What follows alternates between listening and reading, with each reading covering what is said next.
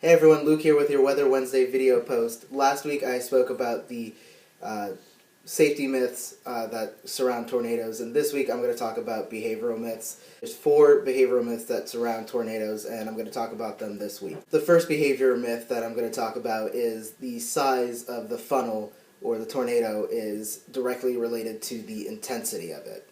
Some people believe this myth because they think that the small rope-like tornadoes aren't as intense or have as strong of winds as the large, more web-shaped tornadoes. While there is an observed trend of wider, wedge-shaped tornadoes doing more damage, it's not known if it's due to the intensity of the tornado or just the fact that it covers more ground than a rope-like tornado or a smaller tornado. Over the past 6 decades, there's been about 100 tornadoes that have done considerable amount of damage with only being right around 300 feet wide. It's also common that tornadoes change sizes over its life cycle, so don't look at a small tornado and think that, that it's not going to cause any damage. Another behavioral myth that I kind of touched upon last week is the fact that tornadoes only travel in one direction. As I mentioned last week, tornadoes are erratic and dangerous, and they can travel in any direction. Even though most of them will travel in a northeasterly direction, there have been some known to travel south or in a southwesterly direction. Tornadoes have been known to kind of start traveling in one direction and then change courses. This next myth kind of has to go with not only the behavior of a tornado but the appearance as well.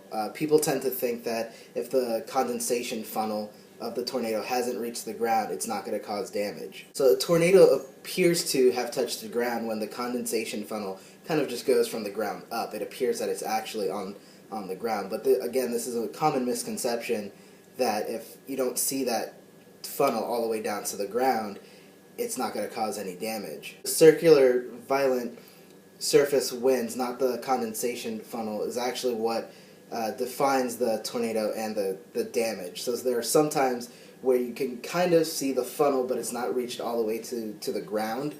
That doesn't mean that it's not actually moving.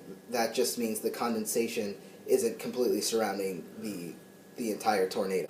It is also worth mentioning that tornadoes can be wrapped in rain, so there's a chance that you might not see them at all. This last myth is actually pretty interesting. There's this idea that a tornado can't strike the same place twice, or it won't strike the same place twice. The most interesting part about this myth is that it has been disproven in some statistically amazing ways. For example, in Codell, Kansas, a tornado struck the same town on the same day in 3 consecutive years, back in 1916, 1917, and 1918. So this right there proves that tornadoes can hit the same place twice. As you can see, there's not a lot of behavioral myths that surround tornadoes, so that was pretty quick, only 4 short myths that are easily disproved. So thank you for tuning in today. I hope you enjoyed it. I hope you learned a little bit more about tornadoes and how to not believe those myths about behaviors. Next Weather Wednesday, I'm going to be talking about the geographical myths that surround tornadoes. As always, leave a comment down below, call me, email me, text me. I would love to hear from you. Until next time, guys, have a good one.